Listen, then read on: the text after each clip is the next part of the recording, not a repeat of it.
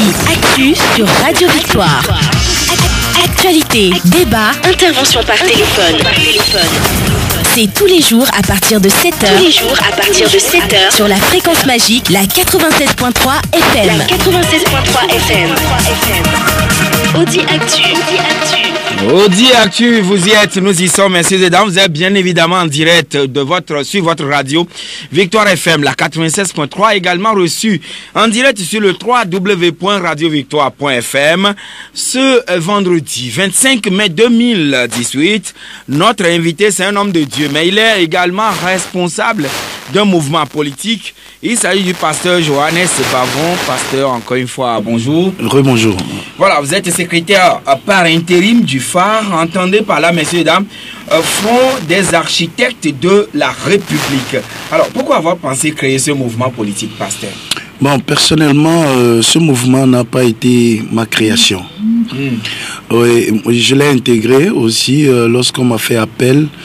C'est un mouvement qui est né de la jonction de certains mouvements qui ont commencé leurs analyses et leurs contributions au moment de la crise à partir du 19 août 2017. Donc aujourd'hui, ces mouvements se sont fondus en un et qui est devenu le phare. Moi, je suis que le secrétaire général par intérim d'ailleurs. Ouais.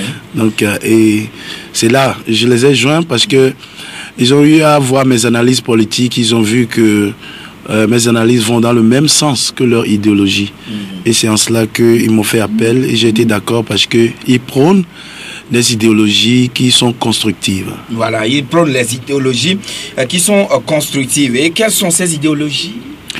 Tout à fait. Le phare est un mouvement politique qui a pour idéologie la politique constructive contre la politique du chaos.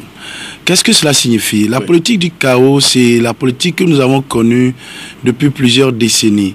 On a défini la politique comme étant la compétition entre les acteurs pour gagner le pouvoir et le garder aussi longtemps que possible. Vous voyez, cette définition sous-entend en même temps que celui qui va au pouvoir doit passer par tout moyen, d'abord aller au pouvoir par tout moyen, et lorsqu'il est au pouvoir, il peut garder le pouvoir aussi longtemps que possible par tout moyen également. Donc cela sous-entend une idéologie du chaos, parce que cette définition a permis des régimes dictatoriaux dans le monde. Aujourd'hui, lorsque nous disons que nous voulons le développement et l'émergence pour notre pays, le Togo, il faudra reconnaître tout de suite qu'une telle définition de la politique ne pouvait plus être de mise, dans la mesure où, lorsqu'un individu qui gagne le pouvoir et qui veut le garder coûte que coûte, il est obligé d'opprimer les autres, il est obligé de concentrer le fonctionnement des institutions dans ses mains, le fonctionnement ou les réformes dont on parle, tout irait seulement dans son intérêt. Oui, mais le plus souvent, ceux-ci ventilent au sein de l'opinion nationale et internationale que c'est la population qui lui renouvelle sa confiance. Non, écoutez, c'est ça, c'est un système qui permet à ce qu'un individu garde le pouvoir aussi longtemps que possible. Nous restons dans le contexte de cette définition. Donc aujourd'hui, lorsque nous disons que nous voulons le développement, cette définition n'est plus utilisée en politique par des pays développés. Les pays développés aujourd'hui prennent la politique comme étant définie, comme suit la confrontation des idées entre les acteurs pour trouver les meilleures solutions aux problèmes de l'État. Voilà. Cela fait que les individus ne sont pas des adversaires personnels ou physiques, mais des adversaires d'idées. C'est en cela que vous verrez qu'en France, la scène politique française est construite par des idéologies différentes. On parle de la gauche, on parle de la droite, on parle du centre, etc. Ce sont des idéologies. Et elles ont... Aujourd'hui, nous verrons que Macron a eu le pouvoir. Pourquoi? C'est pas parce qu'il a désiré le pouvoir plus que tout le monde. C'est parce qu'il a proposé des idées, des solutions plus adéquates aux problèmes des leurs français. Vous voyez? Qui ont quand même plu aux Français. Tout à fait. Donc c'est là notre problème. Ça, c'est le début de la politique du chaos. Et avec l'ancienne définition, nous sommes obligés d'aller vers la dictature. Tant que celui qui vient au pouvoir cherche toujours à le garder, alors il sera obligé de faire des choses qui ne vont pas, qui n'iront pas dans le développement de tout le monde. L'intérêt partisan, l'intérêt personnel doivent forcément résulter de cette définition. Donc c'est contre cela que le phare est. C'est pourquoi le phare prône la politique constructive qui consiste à rassembler tout le monde, à rassembler toutes les idées et à entamiser les meilleurs qui vont apporter des solutions aux problèmes de la nation. Oui, mais est-ce que forcément la politique doit être synonyme aussi de alternance au pouvoir? Puisque vous parliez de le fait de vouloir coûte que coûte conserver le pouvoir ou garder le pouvoir par devers soi à travers tous les moyens possibles. Ben, vous voyez, l'alternance au pouvoir est une très bonne chose, dans la mesure où, sous plusieurs angles et sous plusieurs aspects, l'alternance au pouvoir est un des facteurs qui permettent le développement de la nation. L'alternance au pouvoir, ce n'est pas la haine contre quelqu'un. C'est plutôt la haine contre le sous-développement. Voilà, vous voyez? La haine contre le sous-développement. Contre le sous-développement. L'alternance permet aux citoyens. D'abord, l'alternance leur dit que vous tous, vous avez la même chance, vous êtes citoyens et vous êtes égaux devant le droit et devant la loi. L'alternance leur dit que tout le monde peut devenir ce qu'il peut devenir par ses propres efforts. Oui. Alors, par ces idées, je suis en train de parler sur le plan psychologique, donc par ces idées-là, vous voyez tout de suite que les élèves qui vont à l'école, les étudiants, tout le monde s'efforce à devenir quelque chose. À devenir meilleur. À exceller dans son domaine. Tout à fait. Pourquoi? Parce que, sachant très bien que s'il fait des efforts, demain, il pourra avoir la chance d'occuper un poste de dirigeant. Alors, ça motive l'étude. Mais quand il n'y a pas d'alternance, il y a un découragement, une désinspiration de la part de la jeunesse. Vous voyez un peu, ça j'ai parlé juste sur le plan psychologique. Donc parlant sur le plan politique, lorsqu'il n'y a pas d'alternance, il n'y a pas d'évolution dans la mesure où l'alternance est seulement permise par un système démocratique. Oui. Le système démocratique sous-entend la transparence dans le fonctionnement des institutions. Bien. Cela sous-entend des règles qui sanctionnent des abus. Vous comprenez? Alors, lorsque quelqu'un vient au pouvoir et qu'il y a des règles qui régissent le fonctionnement, il a des retenues. Et quand il sait que après 2 mandats ou un mandat, ou le renouvellement de son mandat sera fonction du travail ou du résultat qu'il aura prouvé au peuple. Hein, de manière transparente. Vous verrez que sa performance, qui est maintenant ce qu'il va poursuivre, permettra qu'il va faire avancer le pays. Mais lorsque l'individu sait qu'il est là, qu'il travaille bien ou qu'il ne travaille pas bien, il est toujours là. Ça ne permettra pas psychologiquement même à l'individu de s'engager. Oui, est-ce que ça peut aussi inclure cet aspect de la chose comme si certains sont au-dessus de la loi? J'ai pas compris. Quand vous dites tout à l'heure qu'il faudrait que tout se passe dans la transparence et que l'alternance est, on dirait, fille donc de la démocratie, alors là, et que les institutions doivent travailler normalement, est-ce que cela doit sous-entendre que personne n'est au-dessus de la loi? Oui, tout à fait. J'ai compris maintenant. Donc, en fait, il est impossible à quelqu'un qui garde le pouvoir et qui, on dit que le pouvoir absolu corrompt absolument. Oui. Donc, quelqu'un qui a le pouvoir, qui garde le pouvoir et il sait que rien ne doit le déranger au pouvoir, il est impossible qu'il soit loyal, il est impossible qu'il soit transparent, il est impossible qu'il cherche le but de l'intérêt général. Impossible. Dans la mesure où lorsqu'il ne rend compte à personne, tout le monde a des besoins, même les besoins frivoles. On a des besoins. Mais lorsqu'on ne rend compte à personne et qu'on a des besoins, qu'est-ce qu'on fait? Et qu'on a l'argent de l'État à ses côtés, sans compte, on est obligé de dépenser ça à ses propres fins. Vous voyez, par exemple, ça. Donc, immédiatement, lorsqu'il n'y a pas alternance, on se met au-dessus de la loi sans le savoir, même si on ne le veut pas. Même si on ne le veut pas? Même si on ne veut, on peut ne pas souhaiter ça. Mais finalement, on est devant des circonstances qui ne nous permettent pas d'être transparents et d'être sous la loi. Qu'est-ce qu'on appelle un état de droit? Un état de droit, c'est un état dans lequel les dirigeants sont soumis aux règles qu'eux-mêmes ils ont faites. Ah voilà.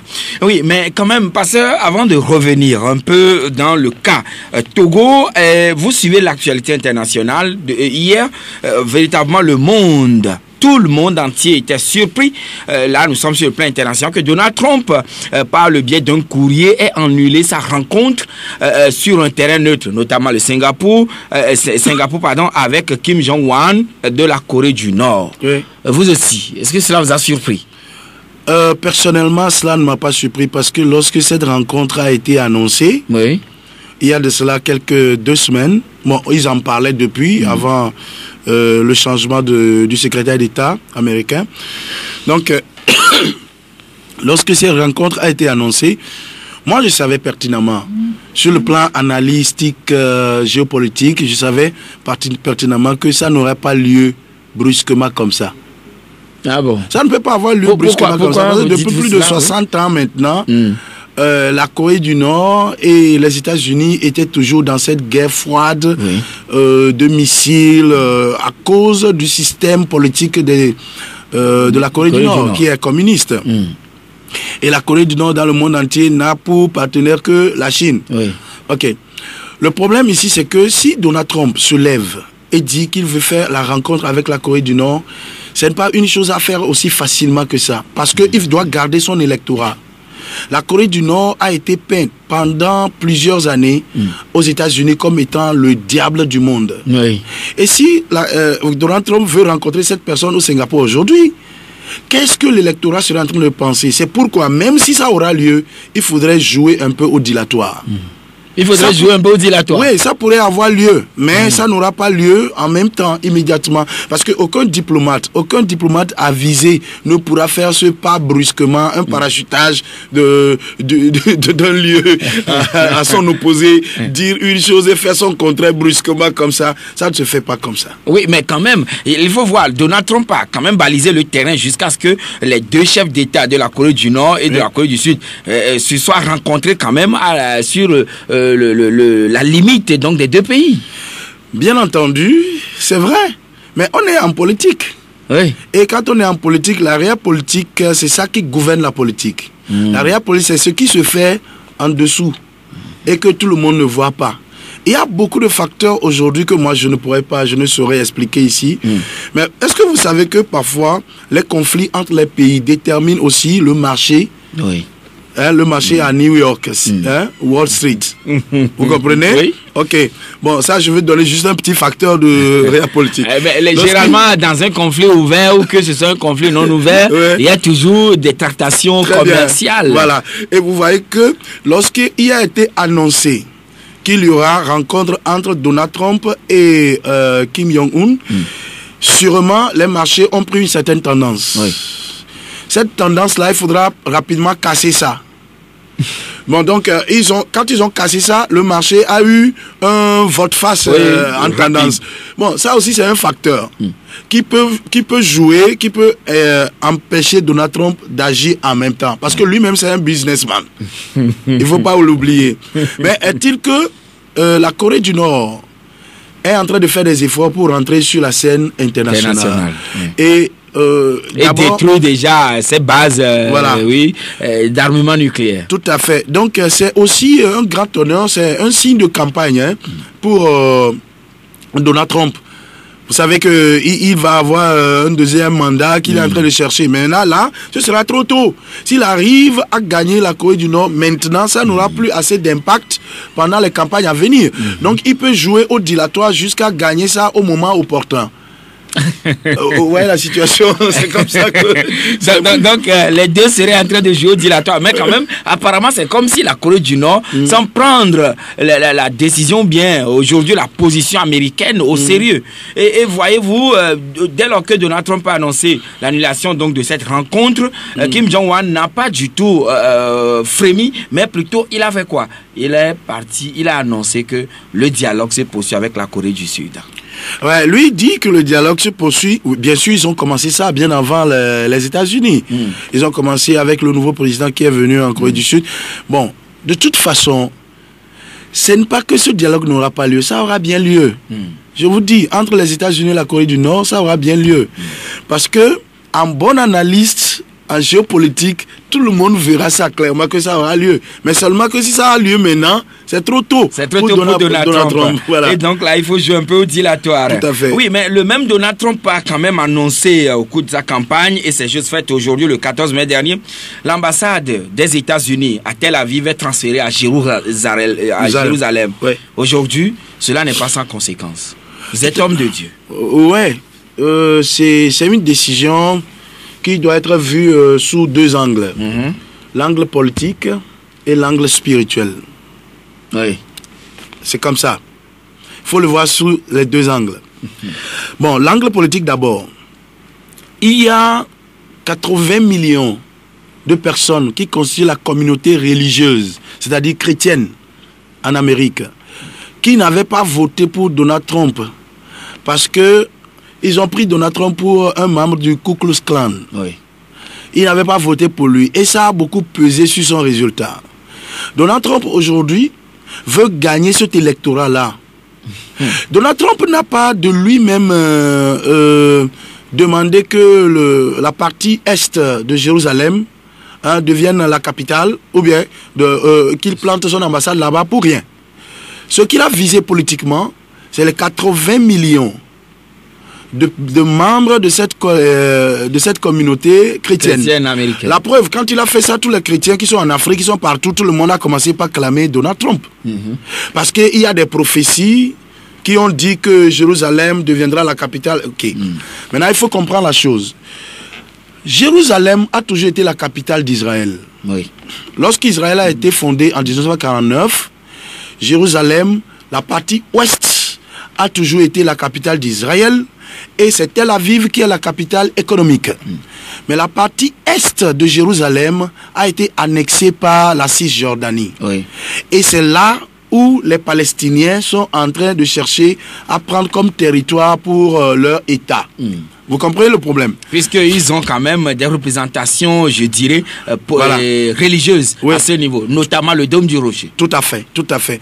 Donc vous voyez, il faudrait maintenant que... Qu'est-ce qui se passe? Dans le monde, il y a... dans la géopolitique, il se passe maintenant deux camps. Le camp qui sont du côté des Russes. Oui. Les Russes, les Iraniens, la Syrie, voilà. Ils forment un bloc avec la Turquie. Oui. Ce bloc-là contre le bloc des Occidentaux. Maintenant, avec en tête les États-Unis. Avec en tête les États-Unis, voilà. Et l'Union européenne. Maintenant, aujourd'hui, si Donald Trump fait ce symbole, rapidement ayant fait ce symbole, tous les pays qui sont chrétiens sont en train d'agir en même temps. Oui. Vous verrez, le Guatemala aussi. Le Paraguay. Ils sont en train de venir eux tous. Ok. Pourquoi? Parce qu'ils veulent former un bloc solide pour supporter Israël contre l'Iran. Et Donald Trump a encore voulu supporter les Arabes sunnites. Oui. Les Arabes sunnites d'Israël. À partir de là où se trouve la Mecque, le pays où se trouve la Mecque, l'Arabie Saoudite. L'Arabie Saoudite. Maintenant, voyez-vous que l'Arabie Saoudite est très riche et Donald Trump a ses investissements en Arabie Saoudite. Il a ses investissements à Émirats Arabes Unis. Oui. Bon, en dehors de cela, vous vous rappelez que lorsque Donald Trump faisait sa campagne, il n'avait pas l'approbation d'Israël. Vous comprenez? Oui. L'Israël ne le supportait pas. Mais quand il a pu gagner maintenant, il veut gagner Israël de son côté. En gagnant Israël, il aura gagné beaucoup, tous les chrétiens du monde entier. Et beaucoup de personnes aujourd'hui disent que Donald Trump est une bonne personne finalement, parce que Donald Trump est en train de faire ce qu'il veut. Ça, c'est la politique qu'il est en train de jouer. Maintenant, je vous explique ce qui se passe sur le plan spirituel. Oui, très rapidement. Sur le plan spirituel, s'il vous plaît, en une minute, je vous dirai que il y a quelle prophétie? La prophétie a dit que le temps viendra où Jérusalem sera reconnue comme la capitale d'Israël. Et cela ne plaira pas au monde entier. Et les peuples feront la guerre à Israël. N'est-ce pas? Et que le Christ descendra sur la montagne sera fendue. Et là, le Christ combattra du côté de son peuple, c'est-à-dire les chrétiens. Oui. N'est-ce pas? Ok. Qu'est-ce qui se passe aujourd'hui? Nous voyons plutôt que c'est le contraire qui se passe. Lorsque Jérusalem est en train d'être reconnue maintenant, Mais c'est plutôt le monde entier qui est en train d'être du côté d'Israël. Vous voyez, pas forcément. J'arrive. Oui. Tous les chrétiens de l'Europe, tous les chrétiens des États-Unis, tous les chrétiens de l'Afrique, nous tous nous sommes contents. Parce que la prophétie est en train d'être accomplie. Maintenant, je vous explique le sens de cette prophétie. Je vous explique. Tous les chrétiens disent que, mais quand même, dès lors que Donald Trump a fait cette annonce, il y a quand même beaucoup de heurts qui sont éclatés dans la zone. Oui, il y a des heurts et des contestations dans divers pays aussi. Lorsque nous voyons aujourd'hui les moyens de dissuasion en armes nucléaires, ni l'Iran, ni la Syrie, ni la Turquie, ceux qui sont contre Israël ne peuvent tenir. Même Israël seul suffit. Venir à bout d'Israël. Même Israël seul suffit pour les anéantir. Vous savez? Oui, ça on le sait. Très bien. Maintenant, ne parlons plus des États-Unis, du côté d'Israël. Voilà. Donc, il faut comprendre le sens de cette prophétie. Cette prophétie signifie quoi? Nous avons été créés par Dieu et il nous a donné sa nature. Et cette nature... créés à son image. Il nous a donné sa nature. Bien, quand il nous a donné sa nature, c'est soit nous sommes ce qu'il est ou nous ne le sommes pas. La Bible dit tel il est, tel nous sommes aussi dans ce monde, n'est-ce pas? Cela veut dire que nous sommes consubstantiels.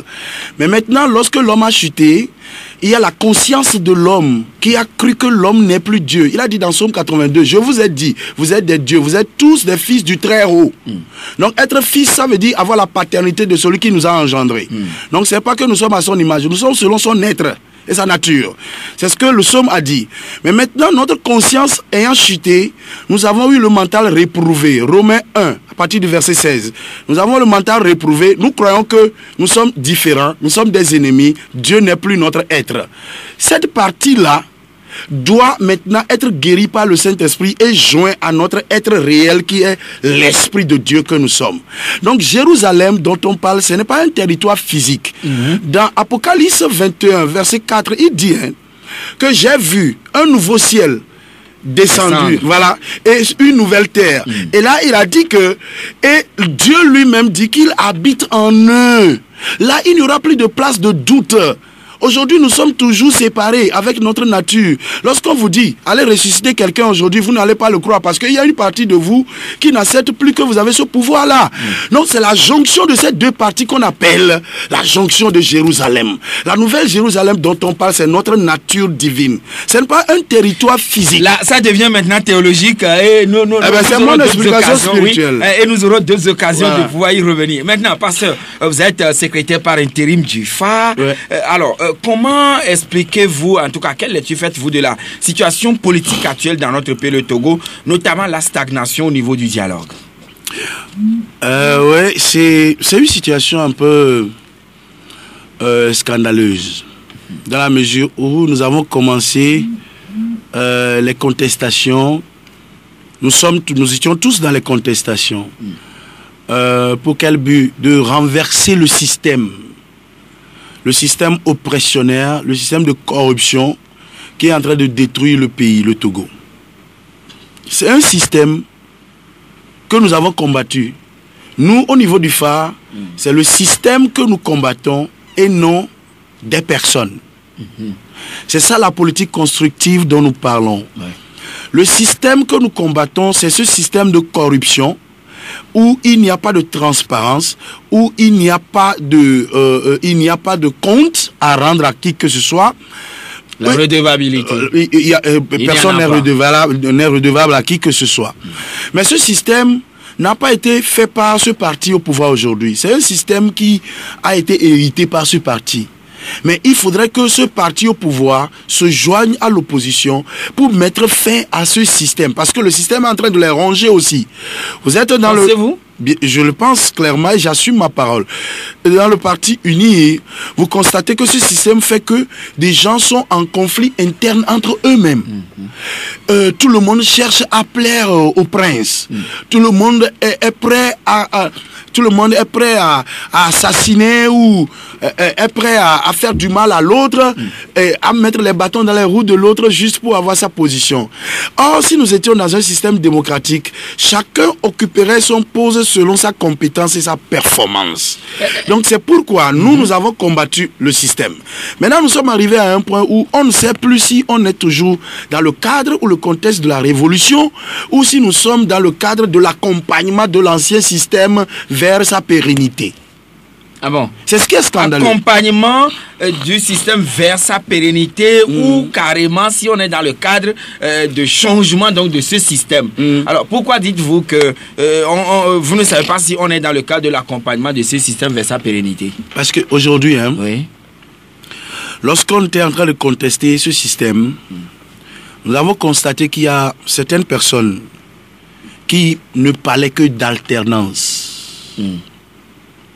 Le but à poursuivre ne doit pas être l'alternance. Oui.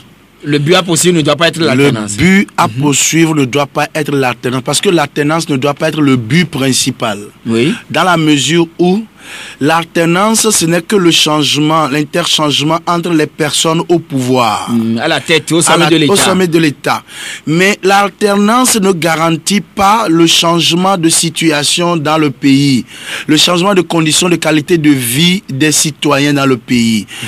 C'est un parti qui profite et après un autre parti revient profiter. Mais si le système ne change pas, ce que nous traversons aujourd'hui, peut-être que nous allons en traverser pire. C'est pourquoi le phare a toujours demandé que nous luttons pour le changement de système à travers les réformes totales. Lorsqu'il y aura réforme totale, il y aura alternance. Mais cette alternance sera solide dans la mesure où nous serons certains que lorsque quelqu'un d'autre viendra au pouvoir demain, il ne sera plus en train de fonctionner l'ancien système de corruption. Et est-ce la raison pour laquelle vous avez dit tout à l'heure là que il faudrait que le système actuel, disons le régime actuel, qui a hérité le système qui ne datait pas de son époque, se joigne à l'opposition pour éradiquer donc ce système? Tout à fait. D'où l'opportunité, disons, unir, se joindre à l'opposition pour éradiquer le système. Bien sûr. Mais est-ce que ça ne paraît pas un peu bizarre? Oui, bizarre. Je vais vous le dire. L'opportunité a été le dialogue.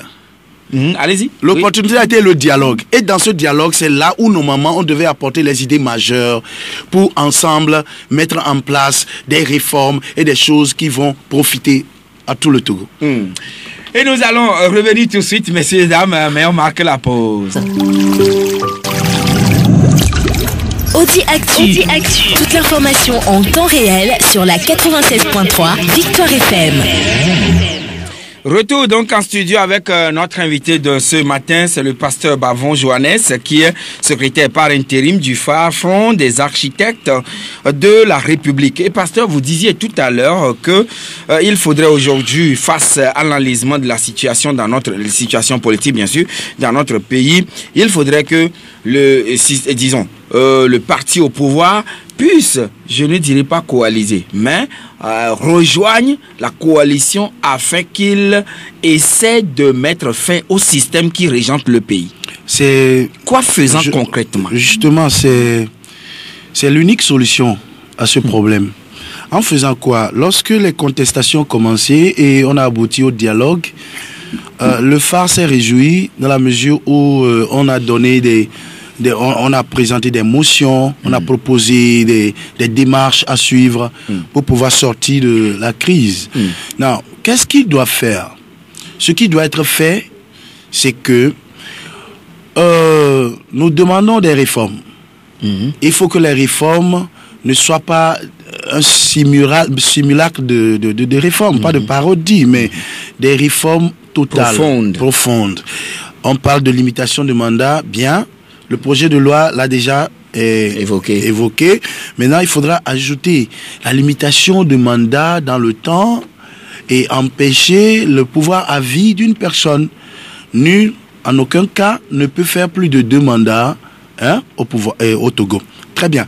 Donc, avec le statut des anciens présidents, toutes ces petites choses que les commissions ont déjà eu à travailler dessus et tout. Donc, et on doit avoir maintenant des réformes profondes et totales.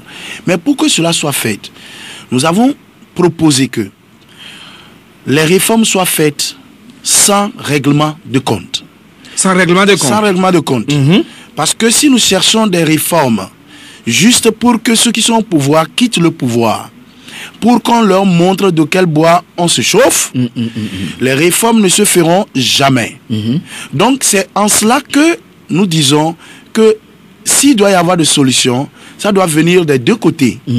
Le pouvoir doit accepter faire des réformes profondes, totales, et l'opposition, le peuple contestataire doit accepter ces réformes sans but de guillotine ou de règlement de compte contre qui que ce soit. Oui, mais quand même, vu tout cela, les Togolais entre eux n'arrivent toujours pas à se comprendre, voire s'entendre. Et dans quel sens? Et par rapport à ces réformes. Et dans le cadre du dialogue, ils ne s'entendent pas. Donnez-moi quelques exemples. Que faire alors? Que faire alors pour que, tel que vous êtes en train de caricaturer la chose et illustrer la chose, on puisse y arriver? Mais pourquoi les Togolais ne s'entendent pas sur ça? Quel Togolais? C'est-à-dire l'opposition? L'opposition et le parti au pouvoir. Mais justement, ils ne s'entendent pas parce que le parti au pouvoir s'inquiète de ce qui arriverait après les réformes. Donc des garanties? Ouais, mais il faudrait qu'il y ait des garanties. C'est pas être imbécile. Vous voyez, les Béninois ont déjà fait ça. Les Béninois, lorsque pendant la conférence nationale souveraine, ils ont eu à faire table rase de leur passé. Ils ont décidé de remettre en place un nouveau système démocratique. Et au lieu de guillotiner les gens, ils n'ont pas guillotiné les gens. Ils ont permis à Kérékou de vivre comme un citoyen après les réformes. Et c'est ça qui lui a permis de revenir encore au pouvoir après Nicéphore Soglo. Vous voyez, c'est-à-dire qu'il faut s'inspirer de ce que des gens ont déjà fait et qui a marché pour eux. Ça a marché pour les autres. Ça peut marcher pour nous aussi. Lorsque nous disons alternance, alternance, alternance, alternance. Mais comment est-ce qu'on aura l'alternance? Lorsque celui qui est au pouvoir, nous sommes en train d'avoir un discours revanchard contre cette personne. Si vous êtes à la place de celui-là, vous allez préférer mourir les armes à la main. Et c'est ce que nous ne voulons pas. Donc au niveau du phare, nous avons proposé que nos contestations, nos exigences aillent vers le sens des réformes profondes, sans guillotine. C'est ce que nous avons appelé la révolution rose. Oui, mais quand même, certains disent quand même que le président actuel ne serait pas du tout d'accord qu'on fasse les réformes et qu'on lui interdise d'être candidat en 2020. Bien, sur ce point également, moi je ne vois pas... ça constitue aussi une pomme de discorde. Justement, et le phare a encore donné des propositions là-dessus. On a dit, sur ce point-là, le président, sa représentation en 2020 ou pas, ne doit pas être sujet à polémique. Ça ne doit pas constituer une inquiétude. Ce qui doit constituer l'inquiétude, au niveau des réformes, après les réformes, comment est-ce, dans quel cadre les réformes seront mises en application et l'organisation des élections. Qui va organiser les élections et comment elles seront organisées? Après les réformes. Après les réformes. Si le président dit aujourd'hui qu'il va se représenter en 2020, quitte à ce que les élections ne soient plus organisées à l'ancienne. Il faut que les élections soient maintenant organisées autrement. Et c'est avec de nouvelles règles. Avec de nouvelles règles, non seulement, mais avec de nouveaux acteurs que nous avons proposé, que cela soit maintenant, au lieu de la CENI que nous avons toujours connue, d'une manière politique. Une formation politique. Maintenant, on va, au lieu de la CENI, pour mettre le Togo sur de nouveaux rails, il faudrait maintenant qu'on demande une organisation de concert avec la communauté internationale. En quoi? L'ONU donne sa délégation, l'UE donne sa délégation, la CEDEAO, l'UA, et puis l'UNIR même, la C14 et la société civile. Ils donnent leur délégation qui constitue une forme de CENI, qui va maintenant cosmopolite, qui ne va pas superviser, mais organiser. En cela, tous les candidats seront sous les mêmes règles, et lorsqu'on veut dispatcher le timing pour les gens à la télé, ce sera le même timing. C'est pas qu'un parti va occuper toute la journée et on donnera 30 minutes aux autres candidats. Une organisation qui soit transparente. Est-ce que cela ne va pas ravir le caractère souverain à notre pays? Qu'est-ce que vous appelez par la souveraineté? La souveraineté se définit par le caractère pour un pays d'être soumis à personne, n'est-ce pas? Oui. Mais c'est pas la même souveraineté que le pays a le droit de signer des contrats, des traités avec d'autres organisations internationales. Donc le Togo n'est pas un pays isolé. La souveraineté ne nous a pas isolés. La souveraineté nous a fait partie des communautés et aussi des organisations internationales. Aujourd'hui, pourquoi est-ce que le Togo, dans sa souveraineté, au milieu de la crise, ne se résout pas la crise lui-même? Voilà. Où est la souveraineté là-bas? Donc c'est pourquoi c'est au même nom de la souveraineté, dans son exercice, que nous pouvons demander pour régler le problème une fois pour de bon. Je finis rapidement en disant, si nous disons que nous avons fait des réformes et que le président dit qu'il va se représenter en 2020, regardez le problème. Quelle que soit la transparence des élections là en 2020, qui sera organisée par le parti au pouvoir avec leur CENI politique formée, quelle que soit la transparence, le candidat qui sera, comment l'appelle-t-on, perdant, ce candidat ne va jamais accepter que c'est lui-même qui ne s'était pas bien organisé, qui avait fait une mauvaise campagne. Parce que fort est toujours la personne qu'on croit à abattre pour avoir la paix au Togo. Donc ça va dans son propre intérêt. Est-ce que c'est ça quand même ce qui doit constituer le leitmotiv de la lutte? Fort est la personne à abattre pour avoir la paix. Non. Bon, c'est ce que tout le commun mental peut croire, mais ce n'est pas ça. C'est pourquoi nous, au niveau du phare, nous avons toujours pensé que c'est le système qui doit être combattu. Voilà. Et là, vous préconisez, vous proposez au niveau du phare qu'il faut une CENI qui soit, dont ferait partie une délégation de la communauté internationale, notamment l'Union européenne, l'ONU, la CEDEAO, l'Union africaine, etc., avec des délégués du UNIR et de la C14. Monsieur Joachim, cela paraît utopique à certaines personnes, mais c'est très réaliste. Regardez ce qui se passe en Libye aujourd'hui.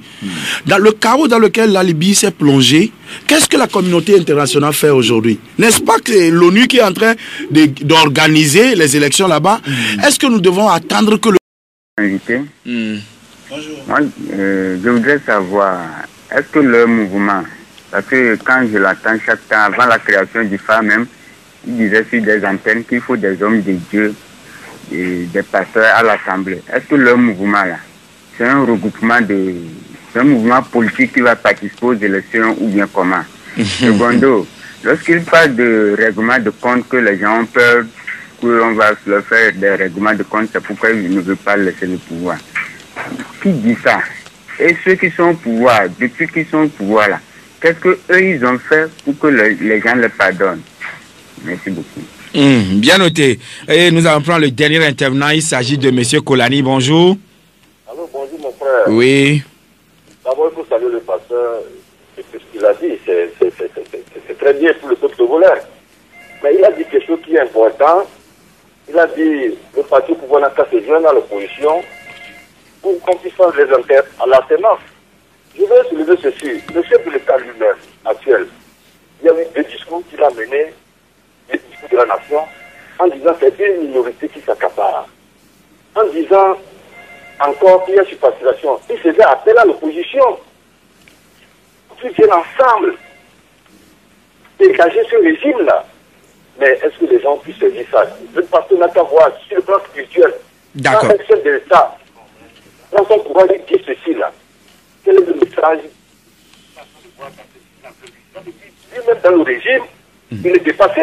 D'accord. C'est pourquoi il fait un appel à l'opposition. Mais pourquoi l'opposition ne veut jamais saisir l'occasion pour rentrer dans le système pour aller le détruire? Merci, M. Kolani, pour la préoccupation. Le dernier intervenant qui est avec nous. Allô? Allô, bonjour, c'est M. Komlavi. Oui, nous vous écoutons, M. Komlavi. Monsieur, notre invité, et lui demander quel mois il a aujourd'hui à vraiment faire comprendre l'opposition que le tour est fatigué. Le pouvoir accepte de limiter le mandat, accepte qu'on revoie le cadre électoral, accepte qu'on fasse deux tours. Les demandés depuis 2010, ils disent non, jusqu'à où il veut conduire le peuple. Aujourd'hui, nous avons un président qui veut les conditions qui peut le faire partir un jour. Ce n'est pas comme les autres qui ont envie de sauter le verrou de limitation de mandat, mais ils veulent maintenant qu'on limite le mandat. D'accord. Mais le pouvoir se pose. Ils veulent quoi? Macron là, les a dit d'aller faire les élections, faire les réformes, faire les élections. Ils disent non. C'est quoi maintenant leur force jusqu'à 2010, jusqu'à ce jour, on n'arrive pas à trouver ça. D'accord. Merci beaucoup, monsieur Komlanvi. Quels moyens disposez-vous pour faire fléchir l'opposition? Disons, pour lui faire entendre raison, pour qu'on aille aux réformes et que, tout comme on l'a dit, qu'on aille également aux élections et que les urnes tranchent. Oui, au fait... Vous avez eu à écouter les uns les autres, mais quand même, on va y aller rapidement. D'accord. Je ne pense pas que l'opposition est un problème pour aller aux réformes. Bon, ce que l'opposition doit faire maintenant, c'est l'opposition doit garantir au parti au pouvoir. Parce qu'il y a un intervenant qui venait de poser la question tout à l'heure. Qu'est-ce que l'opposition, qu'est-ce qu'il faut faire pour faire entendre raison l'opposition afin qu'il puisse éviter les règlements de compte, mais aller donc à ces... c'est pas une chose difficile.